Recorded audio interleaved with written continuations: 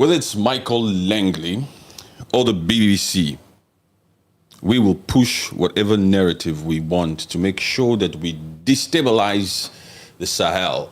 This particular young man, Ibrahim Traore, is a threat. He's a threat to what we want to accomplish. He's a threat to our position in this world. We want to be the first world countries to call all the shots, to be in control of whatever narrative, to control the minds of the young people. And we cannot have such an individual out here, such an African guy, this young man out here dictating, getting the attention and the influence on young people of the Gen Zs. We don't want this. We need to push whatever narrative we can. We'll use the media. We'll use the supposed general, Michael Langley. We don't give a crap if the African community comes out here and refers to him as a house Negro. We don't care. Whatever we have to do, we have to make sure that we put our minds to it. We need to accomplish what we want to accomplish. We are the imperialistic countries. We are France. We will use whatever freaking French agents we have to go down there in the Sahel, in Africa, through one of their puppets, through that Ivory Coast, who we've taught a lesson in 2010 by freaking bombing the freaking state house. They are weak to the core. They are demoralized. Those particular ones, those Ivorians, will make sure that the dance to our tune, those ones are weak. We have them, in the palm of our hands. We can do whatever we want to do with those particular Ivorians. Yes, we have to make sure that we continue to do everything in our power to make sure that we infiltrate that Sahel. That confederation is not a good thing for us. It shouldn't exist, actually. This ECOWAS, that particular bloc in West Africa, hasn't done its job. It was supposed to execute certain actions out here to make sure that those particular coups in the Sahel be dismantled. And for example, in Niger, with Mohamed Bazoum, he was supposed to be reinstated. But ECOWAS has failed us, so we, France, we will do our utmost best to make sure that we do whatever we want to do to continue to penetrate the freaking Sahel. BBC, go out there and release whatever article, push whatever narrative you can.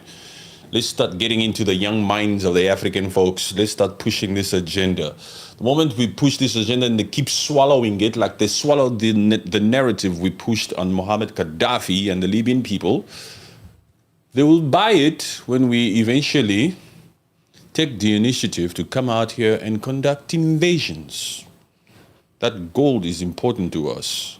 This particular Burkina Faso is out here using its gold for its own benefit. These junta leaders, these post-junta leaders, these aren't the revolutionaries. These are people against our agenda. We need to do anything in our power to make sure that we get rid of them. 20 coups is not enough. Keep going until you succeed. That's the thought, that's the plan, that's the agenda of these imperialistic countries. We rebuke this agenda. The youth is strong. The youth is behind the Traore revolution and the Sahel revolution. You think so? Yes, they are. The youth is behind it. Yes. What gives you that impression? Because they are out here on social media. They went on the April and 30th in support. On the what? On April 30th. April 30th, yes, in support of Traore. Mm-hmm. And they are out on the media mentioning it, saying it, rebuking all of that. On social media? Yes. Rebuking. They're not just rebuking. They are out there. They don't want this. We have to be smart here.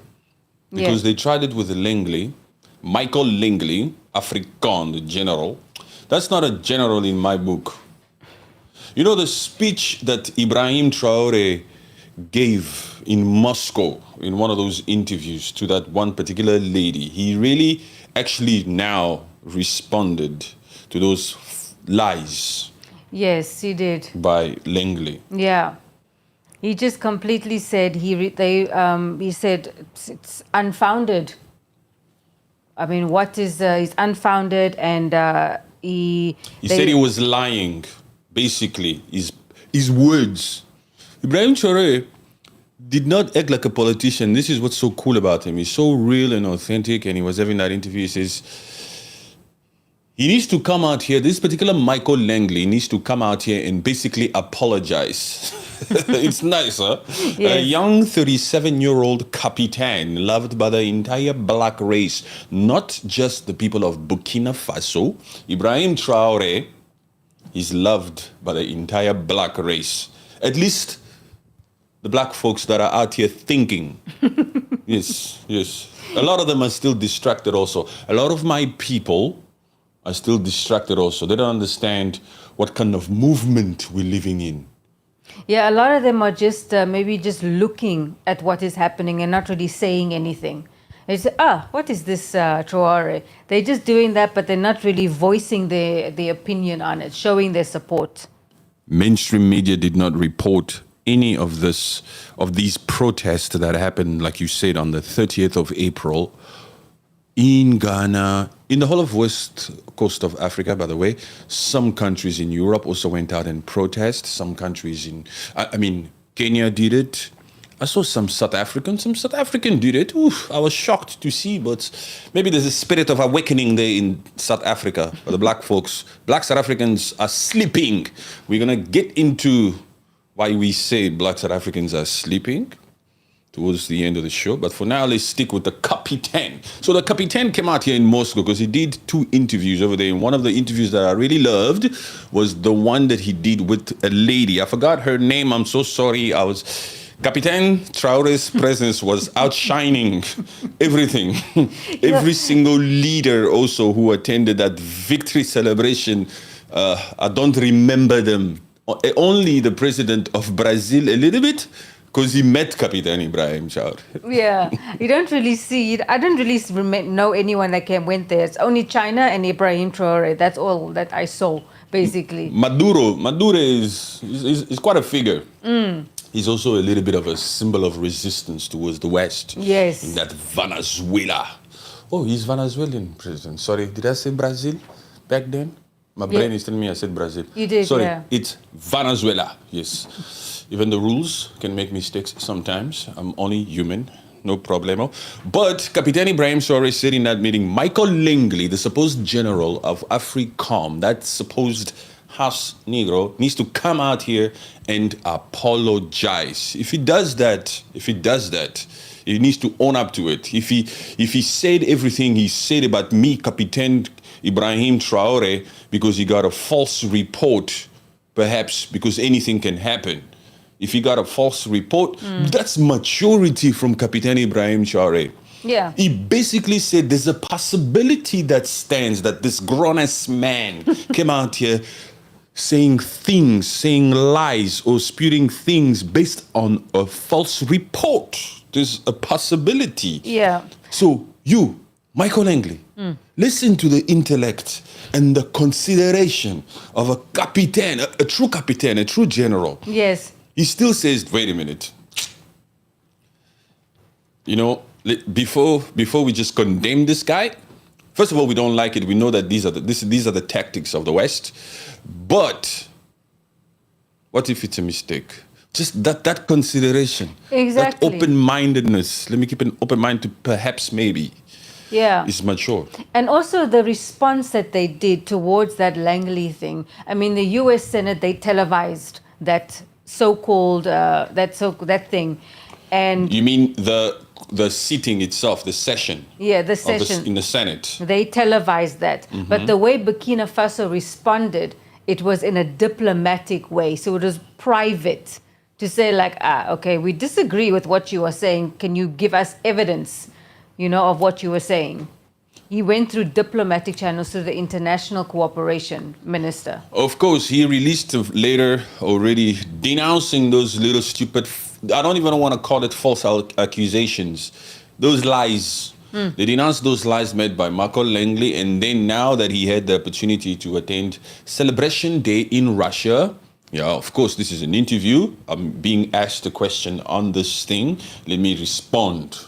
And his response straight came out of his own mouth, straight out of Capitan Ibrahim Traore's mouth. Yeah. Not through the other guy, through his own mouth, saying exactly what I wanted to hear.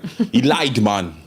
You have to keep it real and authentic. We need leaders out here who keep it real and authentic. Yes. He understands also that Africans are fed up. We Africans are sick and tired of living in a world where imperialism dictates our lives. We're sick and tired of it. It's about damn time that we all keep coming out here unapologetically and involve ourselves, participate in this revolution. You see, listen, if you want to change your life as an African person, as a black person, you have to be willing, you have to do something. You have to participate. You can't come out here. Some of these Africans are just watchers. Just watchers. I'm just gonna watch. Yes. Oh my God, did you hear about that? Oh my God, did you? Interesting. Let's see what will happen. No, you need to participate. Either you need to go out there and protest and be a part of the protest. If you're not robust, if you're not outgoing, if you don't have a voice, whatever it is, you still need to find a way. Tweet about it. Tweet about it. Put an X about it. You understand what I'm saying? Yes, exactly. Be a part of this moment, this history, because we don't want 1887 to repeat itself. No When way. they did that on Sankara. And Sankara, yes. This is what we want to denounce. This is what we are denouncing. That whole Gaddafi thing, that whole Patrice Lumumba. We don't want that. Patrice Lumumba. It's not even a secret no more. Everybody just comes out here and says it's the CIA that was behind that. It's not a secret no more. Those freaking Europeans, they actually took Patrice Lumumba's tooth. They took his tooth after all that crap and they went to go and keep it in freaking Europe. Yeah. Just imagine look, when these people, whoever they are,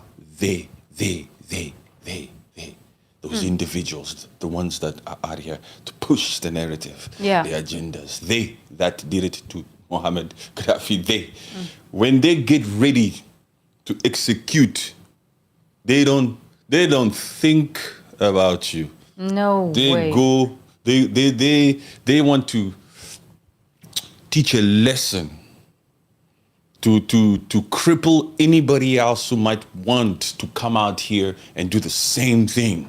Yeah. They're thinking to themselves, that's what they like to say, even to Captain Ibrahim Traore. Do you know what you're getting yourself into? Man, 20 coups, 19 coups, whatever, how many coups or assassination attempts. That's not a freaking joke, huh? No. This particular individual, this Capitan, knows full well that he knows exactly what he has chosen. I'm putting my life on the line. Yes, this is what I want to do. I'm fighting for my country. I'm fighting for my country's sovereignty.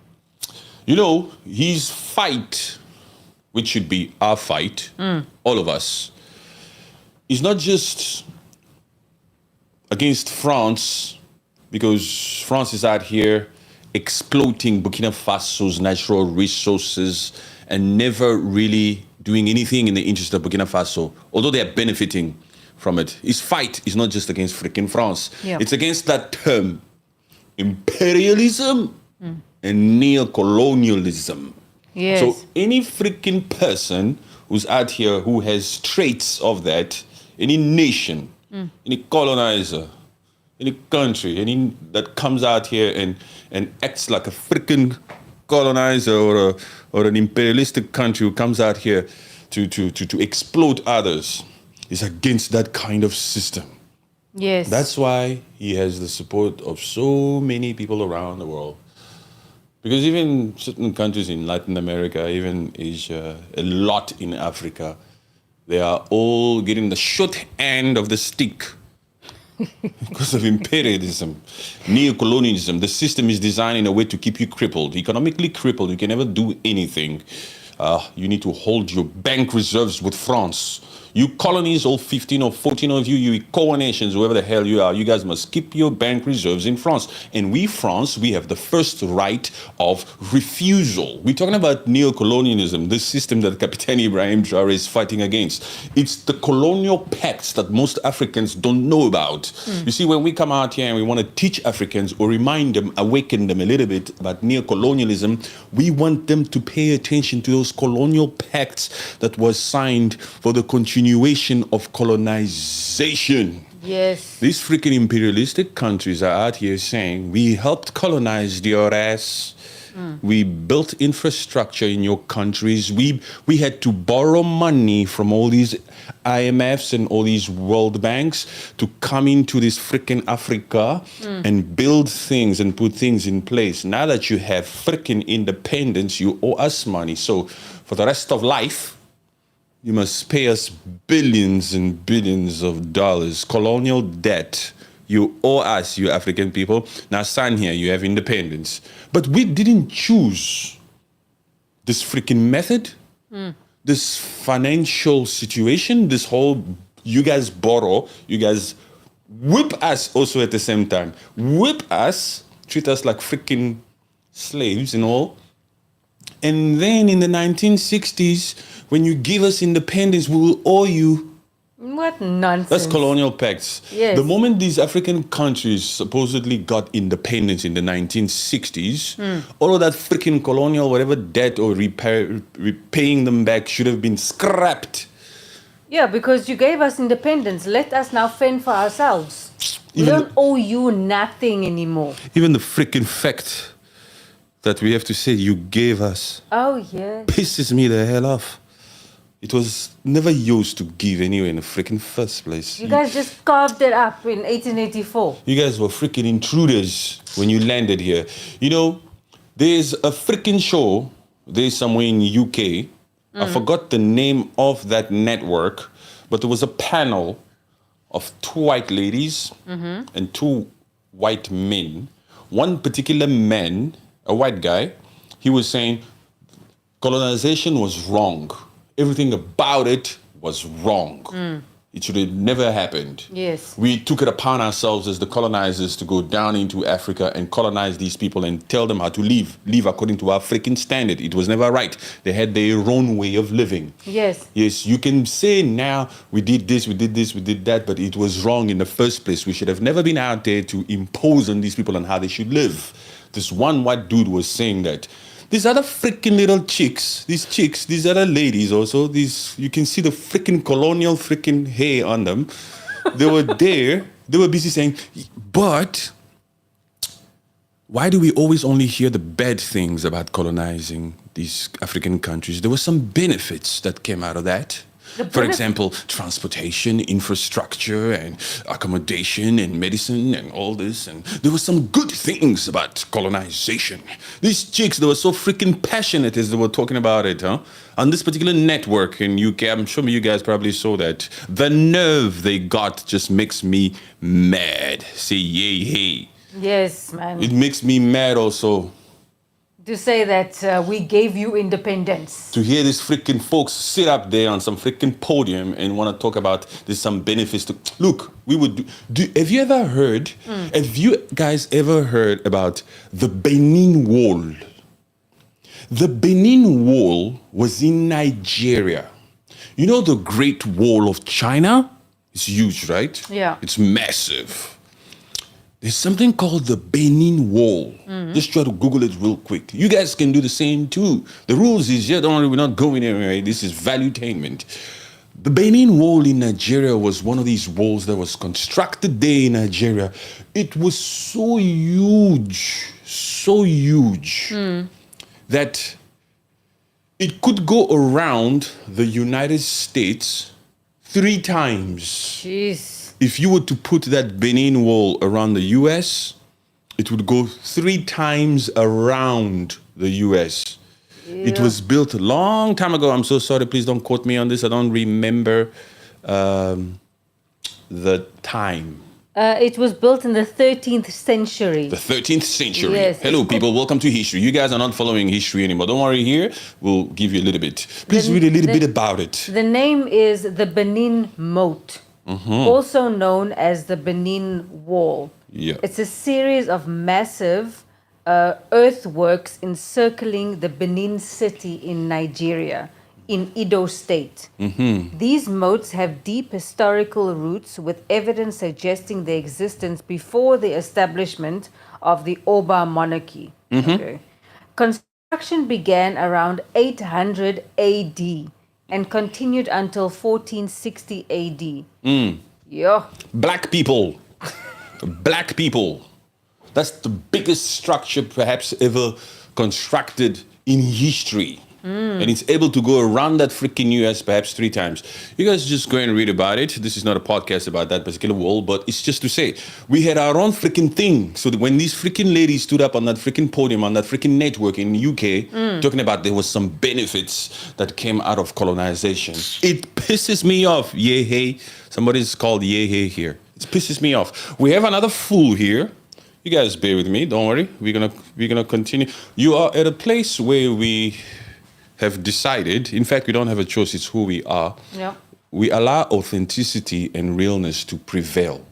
So if it's your first time on this live stream, welcome. You should be grateful that you have discovered this channel, because there isn't a lot of channels like this one.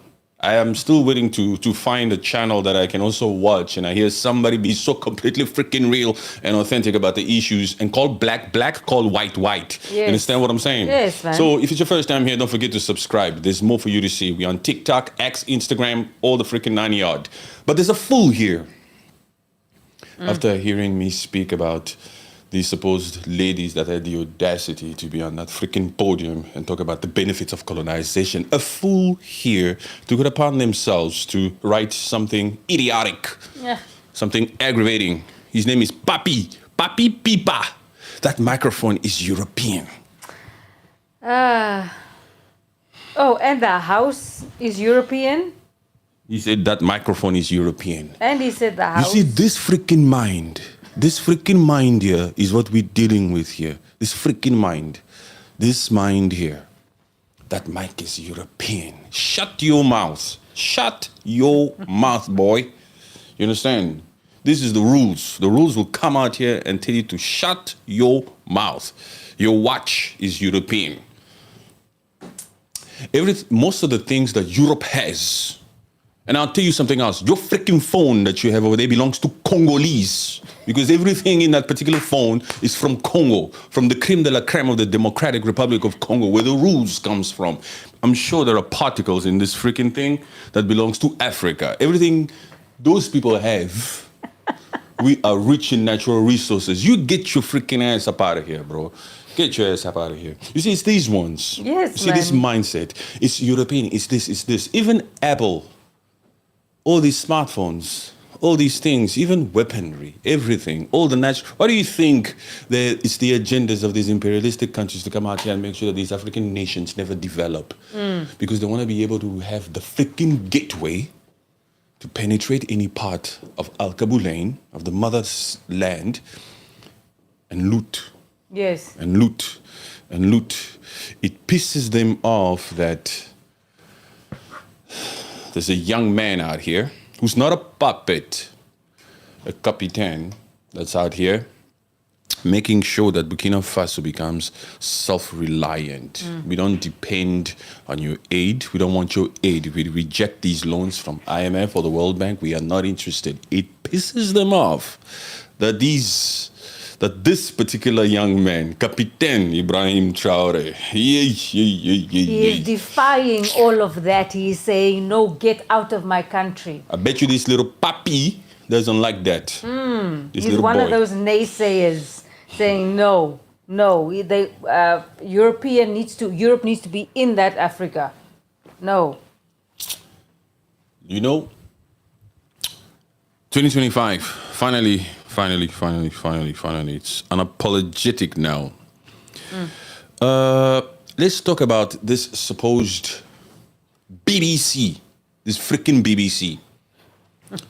BBC came out here to release that freaking article, huh? Yes. When did they release that article? They released it yesterday. On what date? On the date of the 12th of May. On the 12th of May, BBC took the initiative to come out here and release a freaking article that's out here discrediting the junta, or rather, Captain Ibrahim, Burkina Faso's government, right? To start to accuse them of that crap. They are trying to just say no. They're using their media to put doubt in the world about Traore. They think that you African people are still sleeping. They think you're still sleeping, just like you were sleeping in 2010 when they could come out here, push any freaking narrative, and then go into Libya. Look at Libya today. Yeah. Look at Libya today. And Muammar Gaddafi, all he was trying to do was just unite Africa. They don't want Africa to be united. No. You know, there's something about me. If it's your first time here, listen up so you get to know who I am. There's something about me. The moment somebody just doesn't want me to do something, I just want to do that thing, even if that thing is wrong. Just to say, you cannot tell me what to do. Shut your mouth. Shut your mouth. Shut your mouth. You did not give me independence. I have my own independence. I will do this freaking wrong act right now just to prove to you that I can do it because I want to. I'm free to do it out here. Yes. You understand what I'm saying? Yes, man. I'll take full responsibility for whatever, but I am doing what I want. Some people just want to have the power to dictate. I'll tell you what to do. I'll tell you what to do. Hey, man, no. There's a new spirit of Africans. Let me get back on track. And I feel like even that spirit of telling someone what to do, I feel like it's built into that other race, into the white race. That, it's just, they grow up with it. The dictating spirit. Yes. It's built into what? You said it. Into the white race. I told you you're at a place where it's about authenticity. You have to have the mature to be on this particular stream. Huh? So you saying the fact that people dictate, like to tell other people what to do. Yes. It comes from that white skin. Yes. We are not racist. You understand? We are not racist. But we call a spade a spade. They have the tendency to want to dictate, huh? Yes. They don't want to follow. No. Let alone be led by Captain Ibrahim Traore, who's black.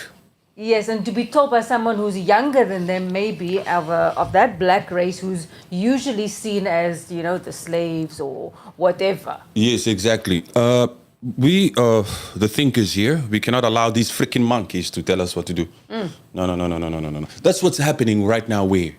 I like the fact that this conversation took us there. Don't worry, we'll be back here in the west of Africa. Let's go down to the south of Africa. South Africa. Yes. With the Afrikaners. The Afrikaners don't want to accept that this is a new South Africa and that black South Africa is the one in power. Yes. We're talking about the skin still. Yes. We are not racist. Disclaimer. We are not racist. They will create any sort of agenda just to discriminate against the black race. Do I have to tell you guys that this is a mature conversation and that already the stream, we marked it there, it's not for kids, okay? This stream is not for kids. You have to be willing to have robust conversation. Sometimes we like to touch the nerve so that we can have this particular convo. If you're too sensitive for this, please, you have to bounce. But if you know that you have it in you to have a mature conversation, don't worry. We'll open up these things so that we can. On X, you have to follow us on X because on X, when we open up these spaces, you have your little 2 cents. Some of you guys can add your 2 cents, and some of you guys, you can add your 70 cents because some of you guys are smart. There's some people that are smart here. You see, we can't generalize all 230 people that are here right now and say they don't think. Most people that are here, we respect you. Actually, we're going to assume and say there's 229 people here who are thinking, except that papi that came out here to say your microphone is from Europe, except him. Yeah. So South Africa, talking about skin, talking about dictatorship. Afrikaners. The Boers of Africa, what people are just saying. South Africa. Of South Africa, the white farmers of South Africa. The Boers. Yes. Mm-hmm. What about them? They are they are claiming that they are being persecuted against, that they are being unalived by the people and not being protected by the black South African government. Yes. They're basically out here saying that we're being persecuted and our land is being taken away from us. They are actually saying, can you guys believe it? Can you guys believe this? Listen to this one. I don't know if you guys know about this particular story, but don't worry, the rules is here. Those white Afrikaners or those white Boers in South Africa are claiming that there's a genocide currently happening against them right now. They're being unalived in the masses. That is utter crap. There is nothing like that anywhere in South Africa. Hey, we're not Afrikaner. Don't lie. Even though we've had this supposed democracy in South Africa. Don't worry, we're still coming back to the Capitan. Even though we've had this democracy in South Africa since 1994, when Nelson Mandela ushered in supposed democracy, even though the black folks have been in power since 1994, that Afrikaner has still been living a better life than most black folks. They're still in control of the freaking land. 80% of the land is still in the hand of the minority, still in the hands of the Afrikaners. Majority of black South Africa is still living in townships. In Guguletu, in Langa, in Alexandra, in Soweto, in Nyanga, in so many freaking townships that doesn't have water. Whenever they say there's low shedding in South Africa, low shedding, it's mostly black South Africa that don't have. All of these freaking Boers that are out here wanting to go to the US under the act of refugee seeking a better life, a false G-side, have all been living a cool life. They've all been chilling, man. They've all been like, most of the things that are happening in South Africa, they have been privileged since in this 30 years of our independence, since that apartheid era. Since the days of apartheid. Yes. Since back then. I mean, they are not the ones facing most of the unemployment, the whites of South Africa. They are not facing a lot of unemployment issues. Still now, they have the privilege of having whites-only towns. Yes. In South Africa. Orania is a white-only town. In this South Africa that you see here, in this South Africa, that's privilege. So let me tell you, the same people that are out here saying we need to have Orania, a white-only town, are still the same types of people, same culture, same skin, out here saying there's a G-side against us. What nonsense. And now we get to go to the US to get US citizenship. The same freaking folks who've had the privilege of having whites-only towns like Orania, like Klemfontein, for the preservation of our culture, of our Afrikaner culture. The same folks are the ones also who are out here saying, there's a G-side against us. And the orange man says, oh, I'm so sorry. Come. That orange man, it's so questionable where he got his information from. Who do you know that lives in South Africa that told you this is happening on a daily basis? He's got Elon Musk in his right ear. He knows nothing about South Africa. Elon Musk have never liked Julius Malema for a reason, because Julius Malema has always been for that repatriation of land without compensation. You folks just took all this land for free. This is a new South Africa. There needs to be some form of land reform. First of all, you need to show us how you acquired this piece of land. It's so fertile, it's so huge. Look at all these freaking acres. Just your family alone here? No. This is a new South Africa. Majority of South Africa are in poverty right now. We need to take all this land and put it back in the hand of the state. Or better yet, if you intend to keep this land as a farmer, you need to start showing us what contribution are you making to the public. It's fair. It's fair. These same freaking people who complain about crime, for example, in that South Africa, are still the same people who don't want to come out here and find solutions so that the way of life of the people can improve, so that these desperate acts of crime can also diminish. You understand? The reason why there's so many freaking crimes there in South Africa is because people are in desperate situations. And they're in desperate situations because they live in townships. And they live in townships because these Afrikaners take most of the freaking land. This little puppy, listen, you're going to get blocked out here very, very, very quickly. And you'll never find an authentic account like this again if you don't behave. We don't like to block people, but be careful, boy. Show some freaking respect out here. Okay, this is not TikTok. He's tapping like he's on freaking TikTok. Here, just listen. It's a masterclass in progress. We're teaching you.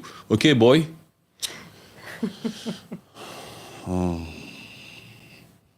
Yeah, this white Afrikaners. My goodness. And even the fact that we have to say white Afrikaners. These Afrikaners, man. Yes, Afrikaners. They are just opportunists, and they said, Trump said this about South Africa, and now I'm going to ride this wave. I'm going to get a free ride, a free airplane ride chartered by the US government straight to Austin, Texas. And now, I think it was yesterday when, like, Captain Ibrahim Traore is the one and only president in Africa. Let's keep going on with Afrikaners. Like I've told people before, at any time during the middle of any conversation, I'll come out here and just say, Captain Ibrahim Traore is the best. You must understand that. Don't say, Patrick, where did that come from?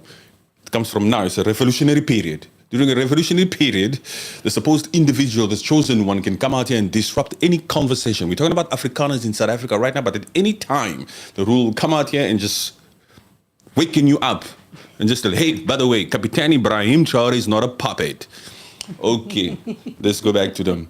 It was yesterday that I think 37 or 49 or 59 Afrikaners already boarded a plane, right?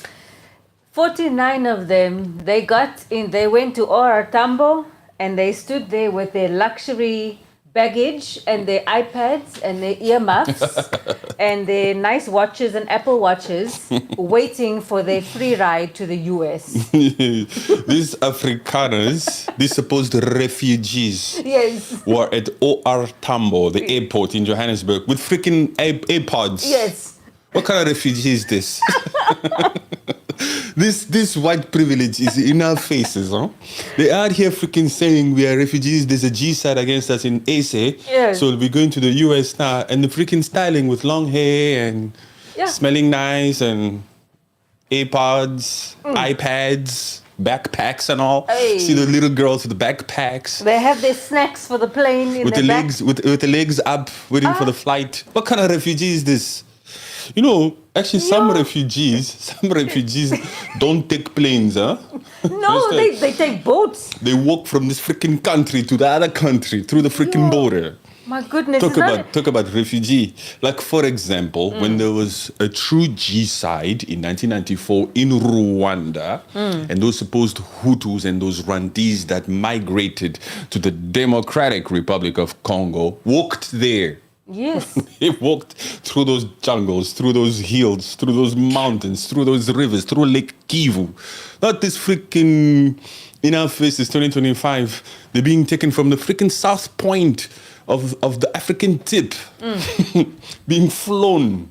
How many countries? That's not even against the freaking law. Because when you seek asylum, if your life is really that terrible, hello, puppy, lesson I'm teaching, you should go to the countries that are near you first. Yes. You don't go over the freaking Atlantic. Completely different continent. Jeez. You don't go over the freaking Atlantic to the you pick and choose. I'm a refugee. I'm gonna go to America. You understand? Yes. Okay, in all fairness, they didn't pick it. It was the orange man who came out here to say we'll be taking them. But it just goes to show you, no way in this world you will see a foreign leader come out here and say, there's a G-side in East Congo. Yes. 15 million people are displaced. It's not right. It's terrible things happening there. We don't care. It's not about the color. It's not because they're black. It's not about the color. Resettlement acts. Yes. They need to come and live in Los Angeles. Yes. Or they need to move. No way. You know why? Because those ones are black. Yay!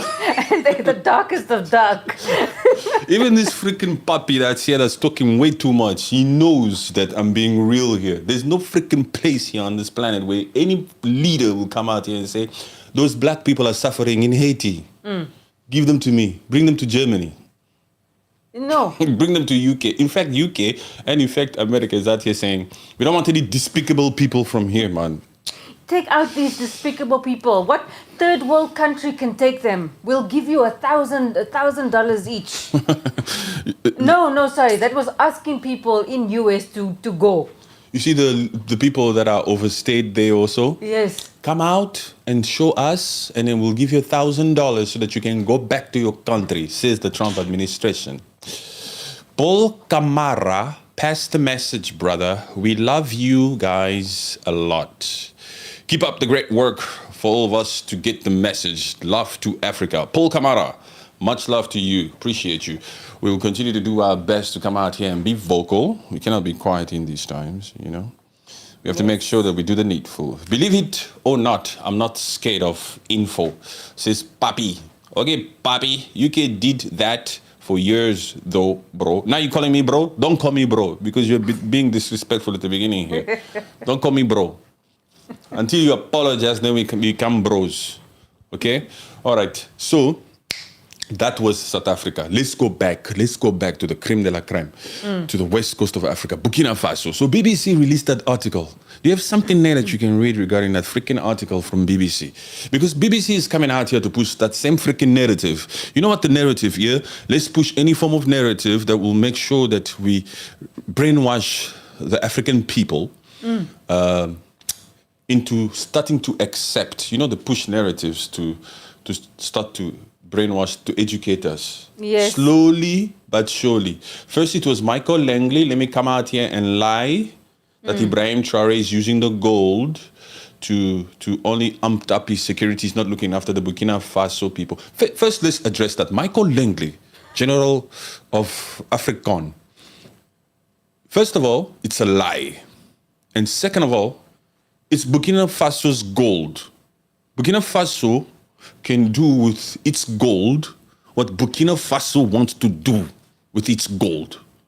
They are free. It's none of your freaking business what Burkina Faso does with its gold. If the people say, we love Captain Ibrahim Traore and we want him to lead us, you shut your mouth. Shut your freaking mouth.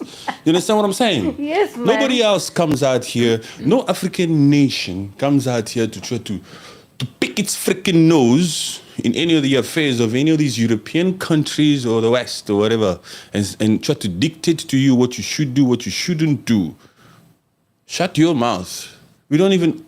Yes, we're using it to amp up security. So what? We have every right. Yes. It's our goal. We can do with it whatever we want to do. And that's what Captain Ibrahim Traore also said in his interview in Moscow. He says, what's most disappointing is that this particular general of African, this Michael Langley, is allowing himself to be used. Yeah. Because of his skin. He's black. It's very clear to everyone in the world, man. And he knows that he's being used to push wrong, false narrative against other black people.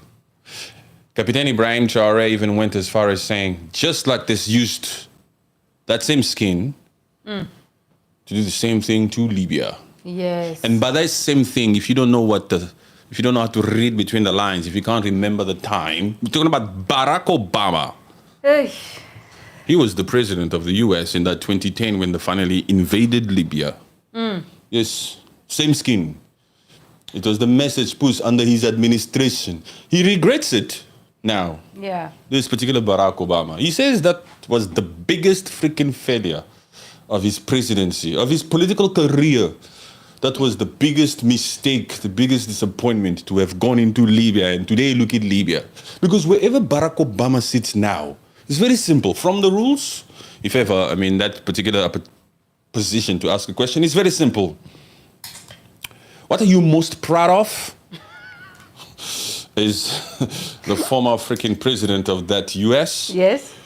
And what's the one thing, if you had to go back and change, what's the one thing you'd go back and change? He will say, 2010, we should have never gone into Libya. Yes, man. He was cowering down to whatever they were telling him to do, just because he was the black president, the first black president of the United States. It's nonsense. And he also had the contribution of that particular woman that I don't like so much. Crooked Hillary Clinton. Hillary.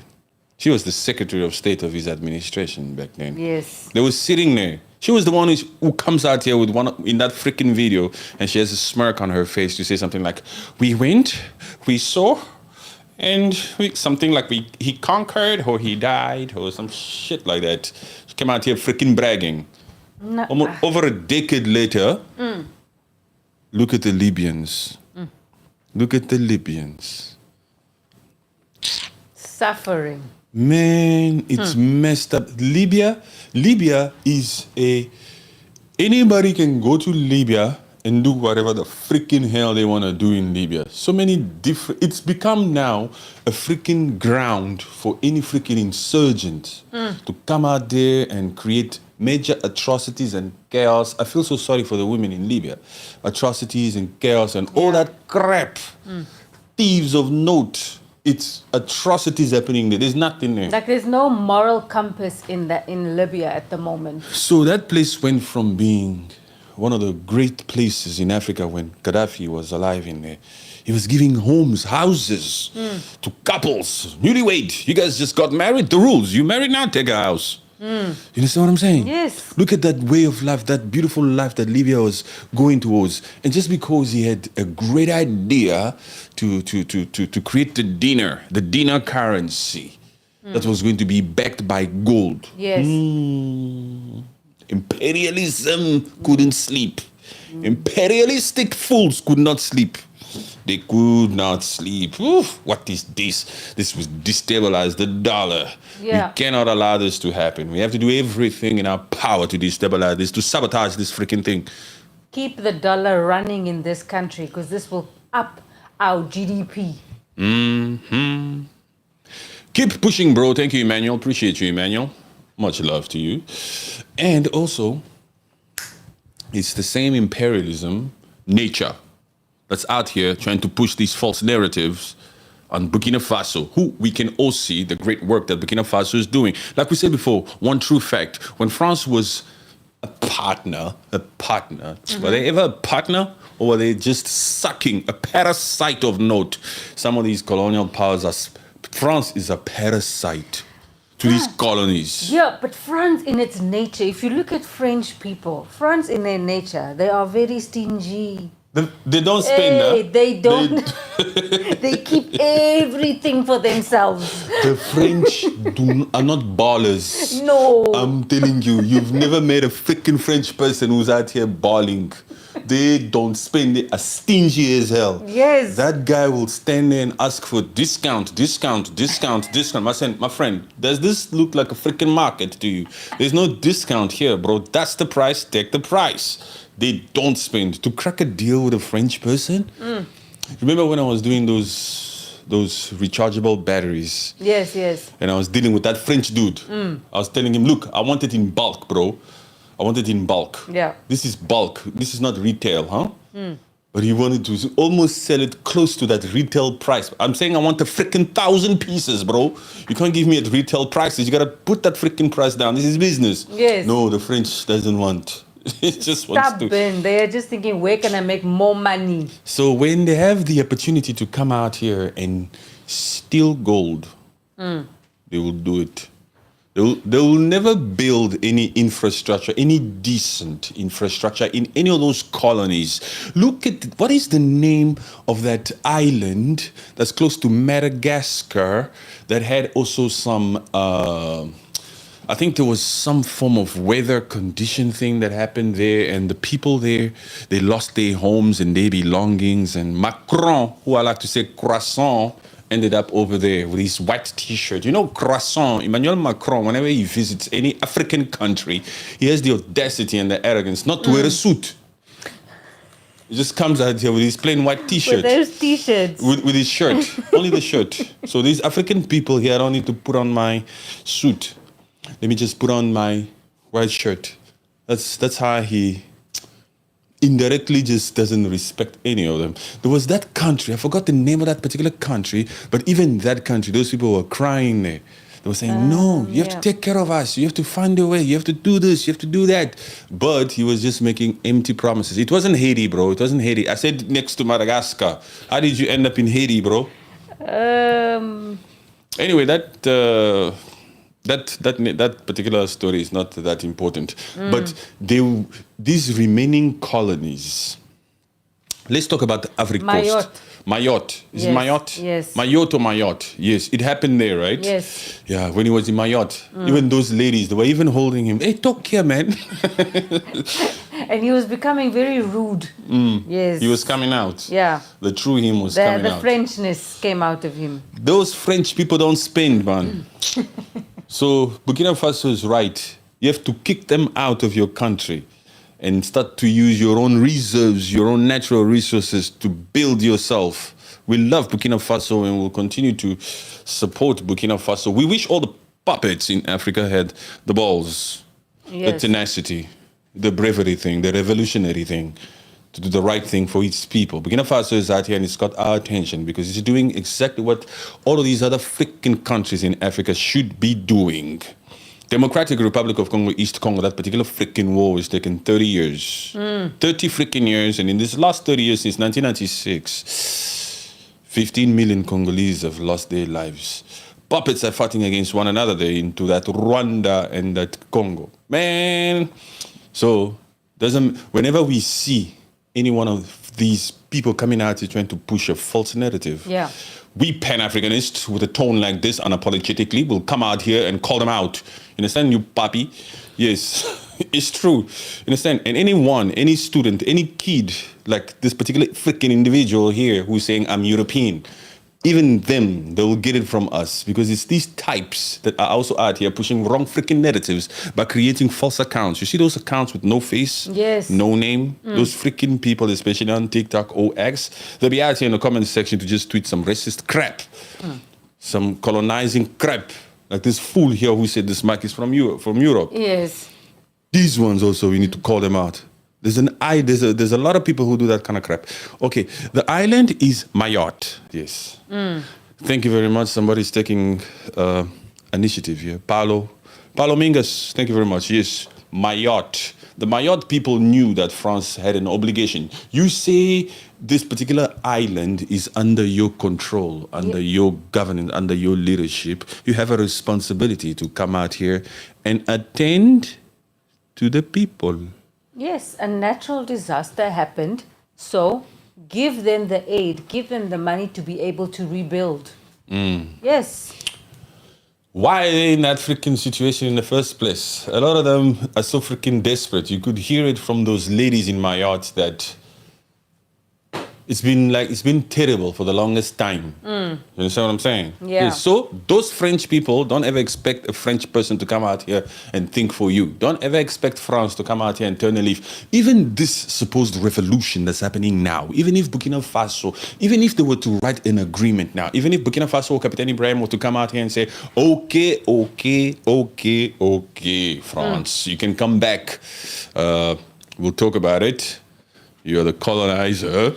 We'll talk about it and so that we can see eye to eye and find a way forward. Even if Captain Ibrahim Traore came out here and said that freaking France will come out here and say, it will sign, but it will still never freaking do it. No. Because they're stingy by nature. They have stinginess in the fabric of their veins. They're stingy, but never. They only have hospitality and you must pay for that hospitality. Do you understand what I'm saying? Yes. When you go to that freaking France, like I was, by the way, in that Georges V. Yes, it's there, but you must cough up the money. Yeah. They must cough up the money. It's not cheap.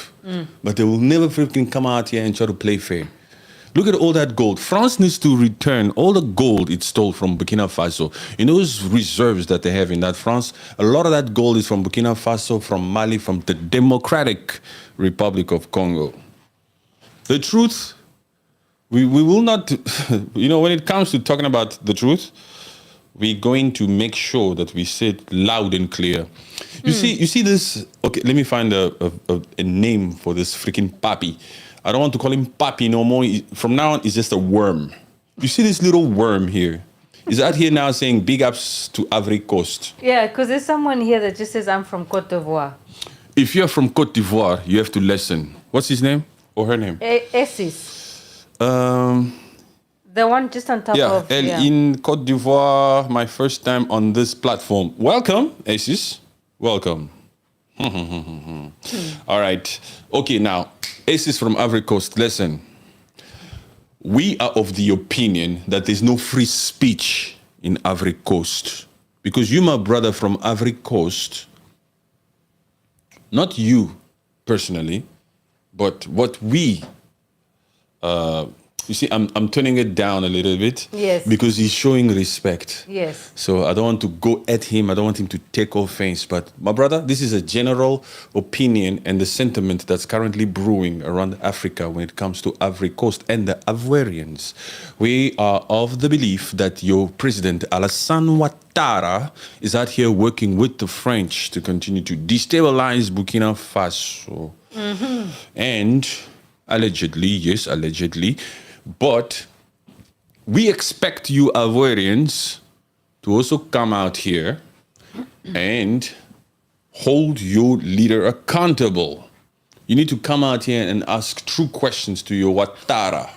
You need to ask him, listen, Wena, the entire African community is out here saying that we are working with the French to continue to train terrorists who are working with some of these Fulani boys, these freaking terrorist people, Yes. to destabilize Burkina Faso.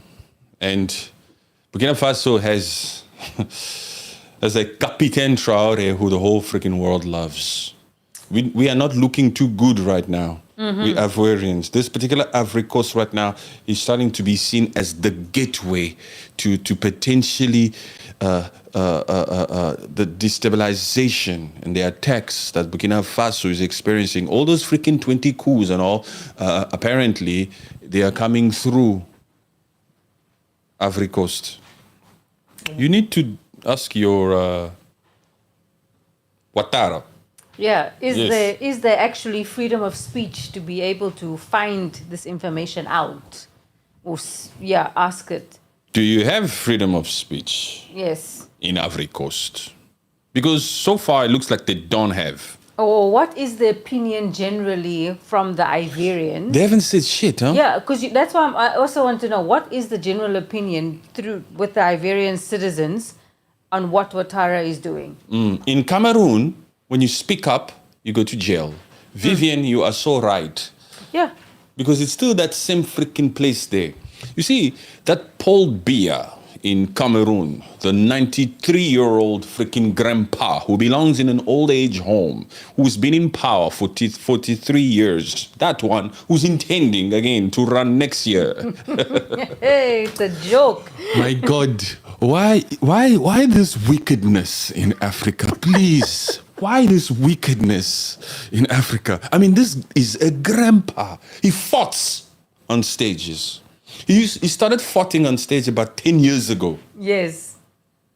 When he was 80. When he was 80. So the signs were there 10 years ago, but yet in 2025, I'm still going to run again when I am 92 years old. In 2026, I'm going to be president again of this freaking Cameroon. Nonsense. You understand what I'm saying? This Paul Biya also, we know that there's no free speech also in Cameroon. So my friend here is right when they say, Vivian is right when she says, in Cameroon, if you speak, you go to jail. Because there was a time last year when Paul Biya was missing for 6 weeks, remember, after his freaking trip to China. That was just so funny, the way all of us, people asking, where are you? Where are you? All of a sudden, media reports. The grandpa is chilling in Switzerland. According to his freaking health. And his Cameroonians are looking for him. The freaking government comes out here and say, hey, you, don't ask where your president is. Anybody caught out here, especially on social media, asking where Paul Biya is or talking about his health will face charges. Yep. They came out here to say it on freaking TV. Don't ask about your president, man. Zero free speech over there. At least the Cameroonians, I feel for them. They want change. Yes. That regime must come to a freaking end. Same as that freaking regime in Equatorial Guinea with the Obiangs and the Nwamba over there. It must also come to an end. When I saw that particular one, that puppet walk in Moscow, because he was there. Yeah. That OBM, the president of Equatorial Guinea, he was there. Yes. The guy can't even walk properly. Yeah. You can just see that greed. The greed. The guy's been in power longer than kings. He's longer than monarchs. Yes. He's the longest reigning ruler or president, whatever the freaking title is. 46 years. He's tired, man. Give it up. And it mustn't go to your party of a son. It must be someone completely different. The son is the one, the vice president of Equatorial Guinea is the son of the president of Equatorial Guinea. Yeah. Yes, that one who parties on Instagram, lavish lifestyle and all. In our faces. These puppets are out here living an opulence lifestyle to our faces. And we have these worms here who love it the way that it is. You see, a lot of these freaking people who live in these other places, Yes. like in Europe, they don't care about the human rights abuses that happens in Africa. You know why? Imagine a French person. A French person doesn't give a crap about what France is doing to be able to get. No, all they care about is as long as the lights are still going, my car is running, khalas, I'm fine. Yes, we don't give a crap if the uranium that France used to buy from Niger, France bought it at less than $1, and the same grade of uranium, we bought it from Canada for $200 or euros. We don't give a crap if it's fair or not. We just want this freaking Eiffel Tower to remain lit. Yeah. It's a romantic night. We want to French kiss here. Instead, French kissing a lot. That's what we want, and we want to build freaking tourism. You people must fly here. That's the craziest part, to see some of these freaking African politicians, or puppets like I like to call them, fly over to freaking France and take pics with those Eiffel Towers. Every single time I see one of these freaking puppets taking pics in Europe, I just want to walk over there, take that freaking phone and smash it. I do. That's what I want to do. Actually, what I tell them. You want to do like the Kenyans did to Ruto. Just take your Take shoe a off shoe. and just throw it at Go him. home. What are you doing in Paris?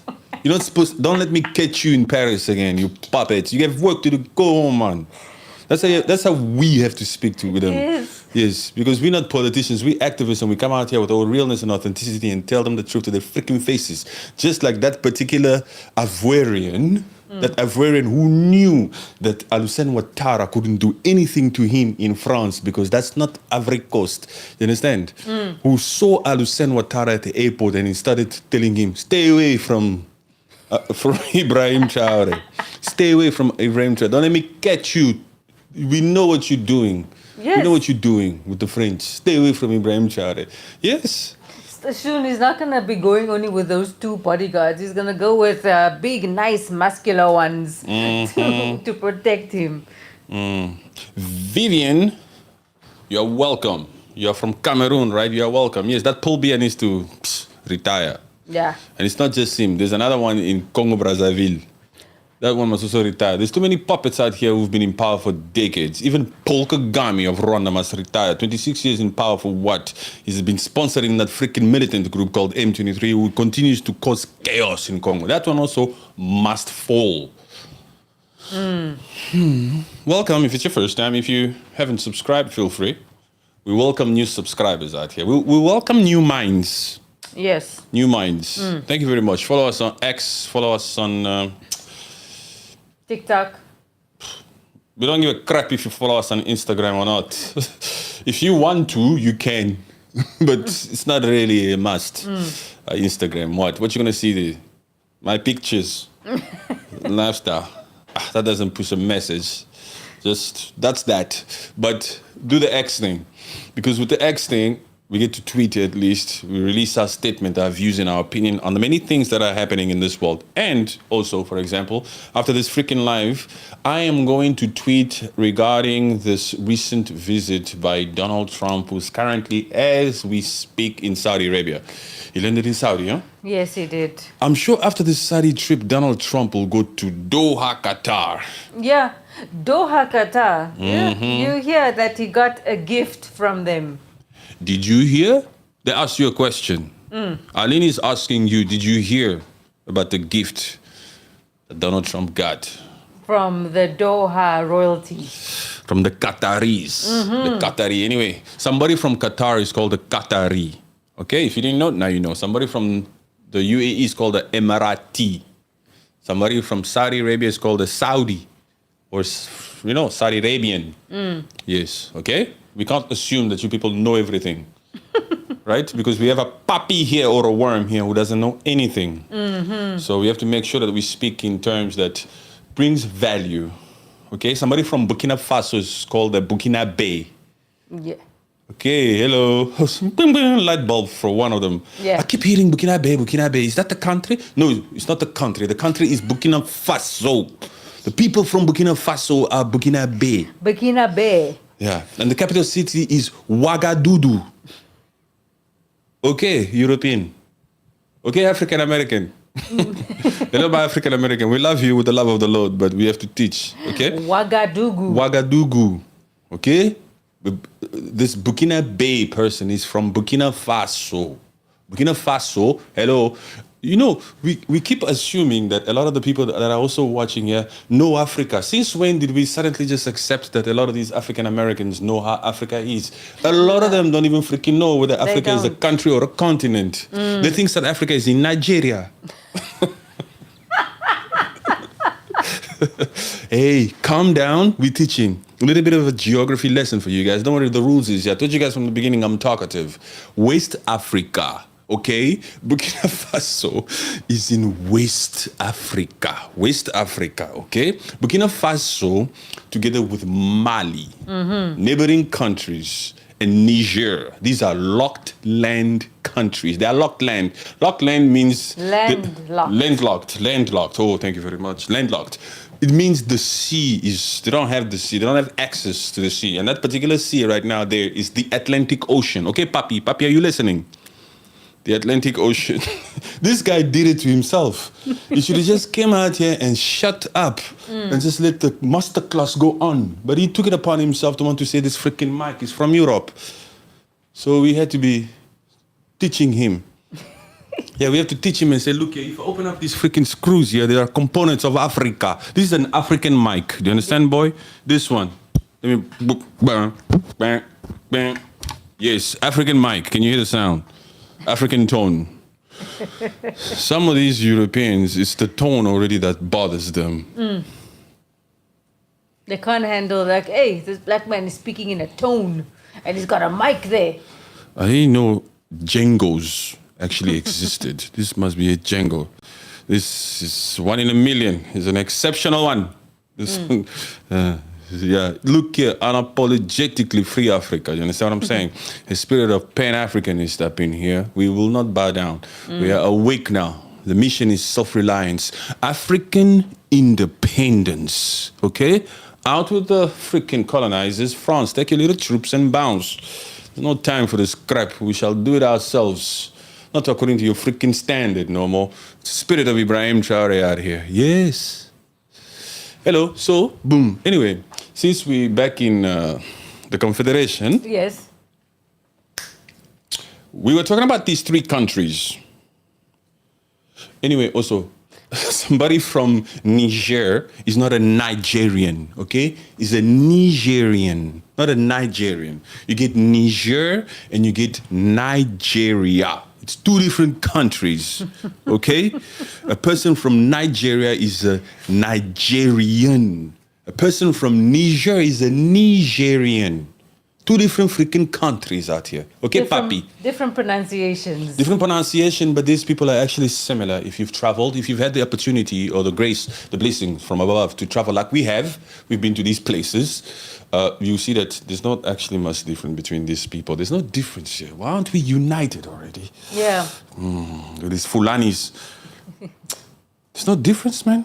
Yeah. When I go to Sierra Leone, I think I'm in Nigeria sometimes. They speak, there's a little bit of a English there with a little bit of a Francais. Creole. Like a small, tiny little, but not like the real Creole, like similar to the one you get in Haiti also. But yeah. It's nice. And then you go to Ghana. Hello, welcome. Papi, are you listening? You go to Ghana. Oh, Ghana is beautiful, huh? The Ghana, there's a reason why a lot of African Americans love to go to Ghana. Because also Ghana was the first country in Africa to get their independence. Okay? In 1957, Ghana was the first country to get independence. Yes. Okay, Papi, you listening, Papi? All right. Papi says I don't have a car. You don't have a car? Why are you telling me that for? Why are you telling me you don't have a car? I understand. Anyway, so Niger. No, before Niger, let's go to Mali. Mali, and this is going to tie into something very important that I'm going to say. The ruler in Mali, Yes. they came out here to suspend all other political parties. Says from now on, no more other political parties out here until further notice.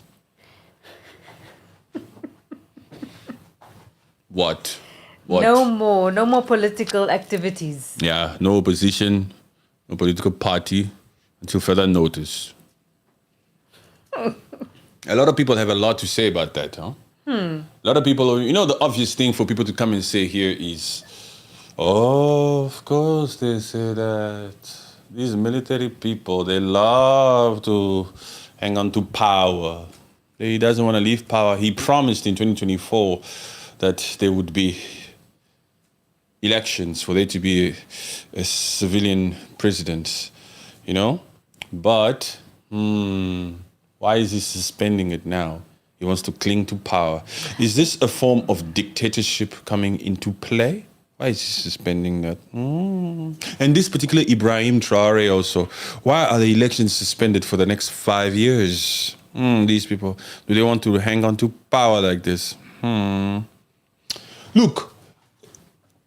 I am for that. For removing the political parties. We don't need freaking democratic elections now in the Sahel. For what? This freaking democracy doesn't help there. Because I think that, because they are Mali, Niger, and Burkina Faso. They are making a movement of Pan-Africanism, gaining their sovereignty back for each country. This needs a continuation of the current thinking, the current mentality to stay there and complete it. Yes. Guys, where are the super chats? Where are the super chats? Come on, you people.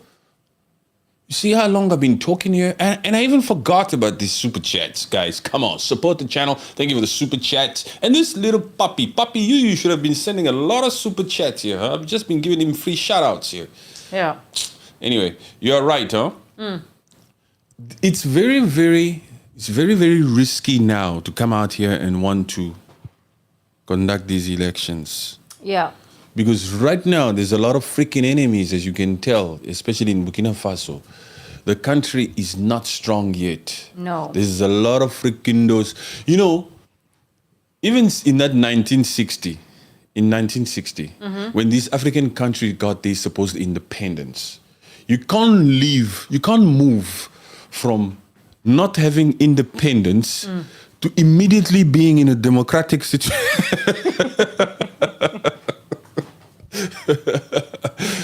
Suddenly, so you used to be a slave, and now they said, okay, bang, independence, but you must follow this freaking system, huh? Nonsense, man. No. They won't be able to stick to it. Because that particular country that's now sovereignly got its independence is still basing everything on the freaking system that was installed by those colonial powers in the freaking first place. Yeah. You need to dismantle the freaking thing. If it's true independence, thank you very much. We need to be a freaking authoritarian country first if we have to. We need a dictator out here, a form of dictatorship first. Yeah. And then inch by inch, we'll grow and develop ourselves in a way to get there. It's still freaking, you're still basing, you need to, if you're in the, look here, if I've been telling you what to do as a colonizer, I've been telling you what to do this whole time. Yeah. The day I say, Khalas, you have your own life, I'm going. And then I go. Yeah. Regardless of what I leave behind, the best thing for you to do, the smart thing for you to do is to remove everything from the freaking table. You need to scrap the whole freaking thing first. Yeah, start from over. Because at the end of the day, you need to be proud of what you are about to start doing. Yes. It needs to be something you create, something you feel strong about, something you love, your baby. Your baby. You can't be out here just raising this freaking child. I left it. Do you understand what I'm saying? Yes. You need to say to yourself, like, okay, They're gone now. That Musungu is gone now. Those freaking red uniforms are gone. Are they gone? Are we alone here? Did you? Okay, guys, come. First, you thank the Lord. You thank the Lord. Yes. You're happy about it, and you get ready to embark on a journey that is, first of all, yes, it's about the right to self-determination. The right to self-determination. You understand? Not the right to come up here and uphold the system you're leaving behind. That is not true independence, and definitely not the right to come out here and continue to pay this freaking colonial pact. No way, man. We need Fake to independence, man. Yes, completely scrap the system that the colonizers left behind to say, okay, we've given you the ABCs. And now all of a sudden that is the entire thing that we do? No. The only thing we're going to accept as you colonizers leave is this medicine. Yeah. Just the medicine. The medicine we will not throw away. Yes, that's Just keep the medicine here, and then that's the only freaking form. Even before the medicine came, the doctor's gown. Yeah. There was ways we were healing ourselves. The Chinese didn't play in their freaking games, huh? Yes, the natural healing from the plants in the jungle. Yes, man. Till this day, especially Rastafari, people from Rasta, they know how to heal themselves. They don't come out here and completely rely on Western medicine and all that kind of crap. So when they come out here like those little panelist women in UK who are out here saying there was some benefits to colonization, shut your mouth. There was a way people were living. Yeah. But they just wanted to come and impose the crap. So anyway, I believe we don't need freaking elections in Mali or Burkina Faso or Niger anytime soon. As long as these people are performing. Yes, and I wouldn't really call this what the Mali and Burkina Faso and Niger are doing as dictatorship. It's No, not. It's not at all. That But is the this- complete wrong term. But that freaking Western media that's out there will come out here and try to push that freaking narrative to try to eat at the minds of these African folks and say, look, those are dictators. Yeah. But when the same freaking dictator is operating under their wing, like the Ugandans of the world and these Rwandans and all these Paul Biya, then it's not dictatorship. And Paul Biya can, it suits these it suits these European countries very well, or these colonizers very well, when they install a puppet there that stays there for 5 decades. You don't have to reshuffle the freaking government down there. This particular puppet is well trained. Give this particular puppet a state visit and let him come up here. Yeah. Yes, give him a state visit, butter him up real quick. In the case of President William Ruto from Kenya, as the Americans, let him stay at Blur's house. Let him feel it, okay? And while he's soaking in the jacuzzi, while he's walking the walls of this particular historic house, this mansion, tell him that we need 4,000 of his Kenyans to go and fight in Haiti. Oh, The my puppet goodness. will sign. We're not here to negotiate with puppets Yes, or man. persuade them. We simply tell them what to do because we give them aid. This particular leader in Burkina Faso is annoying because he doesn't want our aid. He's saying, I don't need your money, IMF. Thank you, but no. Keep it for yourself. He's annoying. Yes. It's annoying. We cannot control this one. And not only can we not control this one has the capability to galvanize the entire black race, man. He's out here persuading. Look at the rules over there. The rules is out here talking full force for him. The rules is out here freaking releasing these live streams, talkative non-stop. You can go on for days. Talkative to the core, built for this because of the spirit of revolution. Yes. This freaking Ibrahim Traore is annoying. We need Alassane Ouattara from Ivory Coast for us to do our deed, our wrongdoings. We don't care if it's wrongdoing or what. It must be done. We need to get in there and get back in charge. That's the freaking types of conversations that are happening behind closed doors. Imperialistic talk. That's how they speak. Who the freaking hell are these monkeys? It's freaking monkeys, man. They sign on the dotted line. It's a continuation of colonization. We have the first right of refusal. It means whatever they discover in the freaking land, As France, we have the first right of refusal. We decide if we need it or not. If not, we still reserve the right to tell them to keep it in that Burkina Faso, not to sell it to anybody else. And their troops can never be trained by Russia. What the freaking hell is going on in 2025? This kid is out here flying to Russia, talking about partnerships, talking about universities, talking about all this, talking about infrastructure, connecting all the cities of Burkina Faso. This is an insult. That's how they feel. That's where they get their freaking courage to then train these freaking agents to go out there and try to conduct these freaking things. It's nonsense, man. They're completely pushing the wrong narrative about Ibrahim Traore. Ibrahim Traore is God sent to the African people. Who are you, Mark Travis, for you to come out here and say we are not imperialistic, we are a constitutional republic? Who are you? Introduce yourself. Yeah. This is the rules, okay? And you are on the rules' live stream. Who are you? Introduce yourself. Don't worry, we are up for a robust conversation. You are American. You are Black American or you're White American? Travis is a black guy's name, right? Yeah. Like Travis Scott. It can be both. Can be like a white Travis? Yeah, it can be. Oh, really? Are you black or white, bro? I told you this is authentic. Yes, it matters. It matters. It matters, bro. Are you black or white?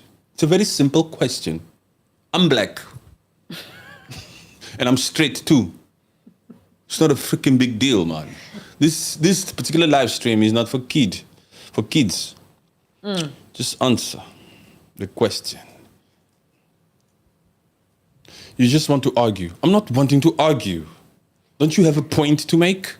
If you have a point to make, what makes you think I would argue? You're talking to a very reasonable person here. If you, as an American, black or white, you don't believe that you are an imperialistic country, how then do you perhaps explain the many different things that you people do in Africa? He's white. Okay, fine, no problem, my white brother. How do you explain the many things that you people do here in Africa? Yeah. We are not imperialistic. Yes. We are a republic. We are a constitutional republic. Which constitutional republic? Have you ever participated in the many campaigns that your own leaders take part in? And how your own leaders refer to your own corrupt system? A constitutional republic. Yes. You know, F-Tin. What's his name again? Which one? That F-Tin or F-Sin. I don't know why I can't roll my tongue around it. That guy. Mark Epstein. Yeah, that's a constitutional republic there. Yes. That one. This The liberties. my friend. The UAE, the Middle East has been in a freaking mess because of the freaking US. Even their own current president right now, that Donald Trump, he says we should have never gone into Iraq. I said there are no weapons of mass destruction. We should have never gone into Iraq. This constitutional republic. America is responsible for so many freaking wars on this planet. It's unreal. So many destruction. So much. Although we like the administration of Trump, I've always liked Trump. I like Trump. Of course, when I say I like Trump, I'm not saying every single freaking thing that Trump does is top notch. Yeah. Look, it's impossible for an individual or a candidate to come out here to do the best of everything perfectly, and you never see any wrong and you never disagree with them ever. We're living in a fake world where some people sometimes will come out here and call you out. You say you like Trump. What do you think? Okay, I disagree with what he did there. Like right now, I disagree with the picking and choosing that Trump is currently doing in South Africa with these Afrikaners. Yes, with the refugee status. And be willing to stand on stage and lie and say there's a white G-side in South Africa. That's a freaking lie. Although I like Trump and I wanted him to win against that Kamala, here I can also say, look, wait a minute, yes, you've won, now let's work, let's talk. Yes, yes. It's not you've won and then I turn my back, you can do whatever. No, you've won, okay, fine, you're better than Kamala, stay there, yes, and make America great, we want that. No wars. In your administration, there was no wars. I like that about you, Trump. Okay, but now what the freaking hell are you doing down here? Why are you lying? Why did you read it from a false report? Is it Elon Musk? Why are you lying to say that there's a white G-side in South Africa? There isn't, there's none. Your sources are incorrect, Trump. I'm not talking about Bush. Who spoke about Bush? My local church has been to Africa. Okay, that's good. I don't know how to take that, bro. I don't know. And It's good. I voted for Trump. He won. Yes, I wanted Trump to win. Okay. that's good. That's good. Yeah. My friend, you're making this conversation light. Let me go back to this, what do you call this place? This Mali. So, Mali, Burkina Faso, democratic elections, not now.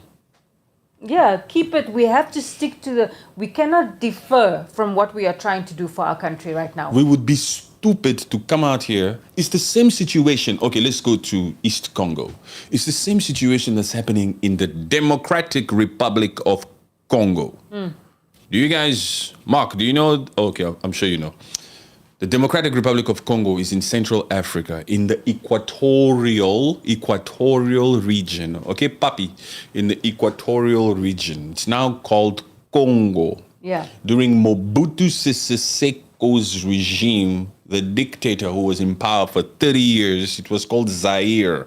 That's where Patrice Lumumba, another hero, another big name here in Africa, is from. Patrice Lumumba. Anyway, Patrice Lumumba, independence 1960 or whatever, and then after him, that regime of Mobutu Sese Seko since the 90s. After that, the Rwandese with that Paul Kagame. Paul Kagame, I call him the sophisticated puppet. Paul Kagame, because he's out here doing a lot of crap in the interest of the West. And so many players are involved over there, but he likes to play a big game. Yeah. Paul Kagame from Rwanda. Rwanda and the Democratic Republic of Congo, that mess there, that has taken the lives of over 15 million Congolese since 1996. That mess there. If now, for some reason, there's this peace deal that's happening here with the US, Mark, with the US, with Trump. We say we like Trump. At least Trump is here in Congo. All of those freaking past administrations like the Obamas and the Bush and the Clintons. They did nothing. 30 years that this atrocity has been happening. 1996, we had Clinton. He was bad, very bad, that one. So all of those administration with those past US presidents, they couldn't do nothing. And we all know that even the US is the main beneficiary. US, those private companies there, and in that Europe, those were the main beneficiary of all that looting. Yes. That was happening in the that's still happening in the Democratic Republic of Congo through the gateway, that Rwanda is the gateway to blood minerals, that Rwanda, that Kigali, that Paul Kagame, that regime that's been there for so freaking long. Yes, there. So anyway, I was saying it's the same situation that's happening there. God willing, there's a peace deal now. And this peace, and finally some people stop being unalived. People stop being, that's what we want first. For people to stop being unalived. 15 million Congolese in the last 30 years is ridiculous numbers. A silent freaking genocide has been happening there for 3 decades. Nobody had crap to say about it. UNICEF came out here just doing these freaking ads with Liam Neeson, who was selective about which freaking war-torn countries to speak about. Never once did any at UNICEF do any sort of those ads for Democratic Republic of Congo. And that's been going on for 30 years. They have the audacity to still come out here and say, this war, like Marco Rubio was saying next to Donald Trump, this war that has taken time in East Congo for 30 years. You knew about it. Stop introducing it to these people around the room as if they don't know about it. And if you don't know about it, they knew about it. Yes. But they want to just take credit. They want to take credit here and there and there. Anyway, that freaking war. If peace, people must stop being unalived. But now, Felix Tshisekedi, who's the current president of the Democratic Republic of Congo now, who is serving his second term. Yeah. In 2028, that's when the next elections are. For DRC Congo. For DRC Congo. But Felix Tshisekedi, he's serving his last term. In this war, there's a potential deal here for this war that's taken 30 years. Do we need a new puppet who would have, for example, the same tenacity to do what Felix Tshisekedi is doing now. And hopefully, don't worry, I know that the Americans will come out here and still try to take and bounce, but we need to watch them closely. Yeah. We don't fully trust the West, by the way. So what is being said in that minerals deal needs to be 100% in benefit for Congo. What about people that go to Africa to hunt? I don't know. We'll talk about that sometime, my brother. But yes, so do we let him just... It's the same thing in Burkina Faso, Mali, and Niger. Let these leaders, these cool leaders, stay there. We don't need these freaking democratic elections now, man. Stay there, man. Continue to build. We want to see more roads. Because they are making more roads, more infrastructure, positive changes. Yes. We can't allow... You see, if any one of these freaking people that are trying to conduct a coup in Burkina Faso against Captain Ibrahim Traore, if they were to succeed, do you think that they would come out here and continue on executing on the great plan? No, because... What's the point? Yeah. Let the guy do. The guy is doing. Do you want to know how you know that those coups are being orchestrated from France? Not from outside, from France. Just beating around the bush here. It's because the Burkina Faso people can see the drastic changes that Captain Ibrahim Traore is doing in Burkina Faso. No Burkina Faso in their right mind should come out here and say, this is wrong. How can they? This is very, very wrong. We need to take power. And then that person would come out here and try to tell the Burkina Faso, change has come. Hey! That person's taking that podium will be very scared. Whoever that coup, if that coup was to succeed in Burkina Faso, a new individual comes up here and says, this is what they were doing, this was wrong.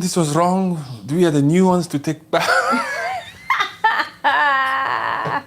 It would be funny, huh? It won't be shoes going onto that podium. No way. Man, everybody will be convinced that a Western-led coup.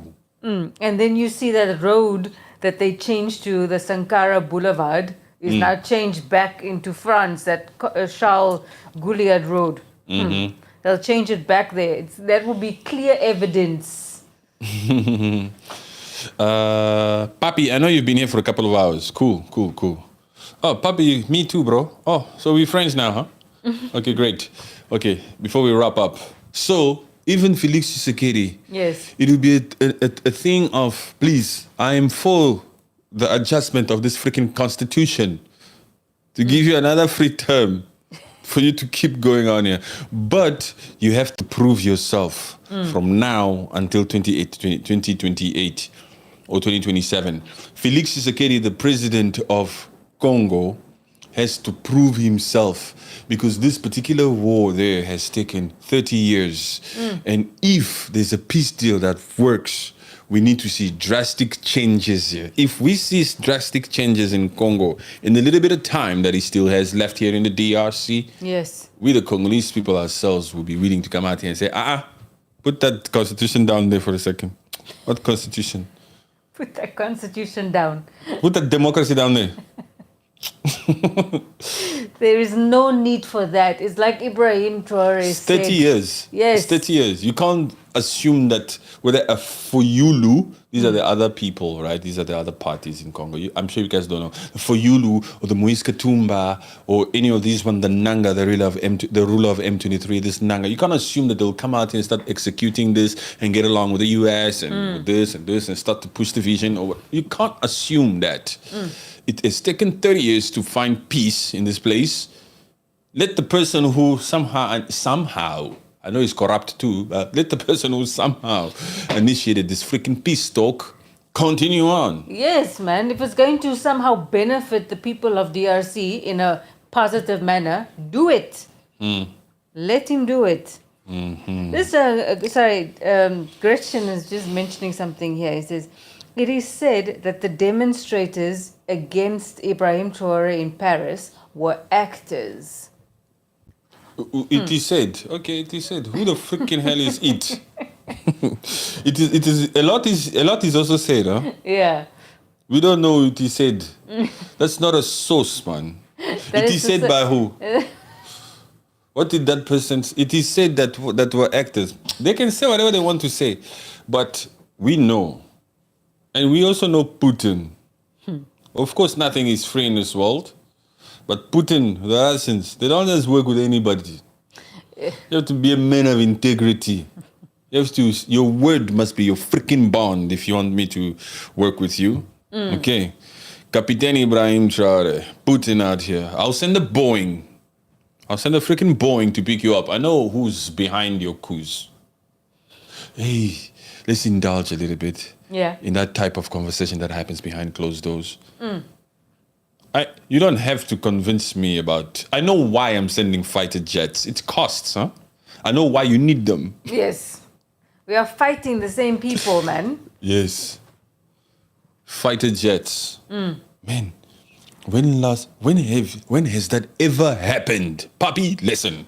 Oof, whenever you speak about Captain Ibrahim Traore, sometimes the vibration just changes. You know, the energy. I'm coming back now. I'm here. We're about to wrap up in a little bit, but let's put a nice conclusion to this live stream. When have you ever seen a black leader from Africa, a captain, a young man at 37 years old, sent a plane? I'm sending you a plane to pick you up. I need you to celebrate this victory day. Yes. Understand? Not just a plane. I know what the hell is going on.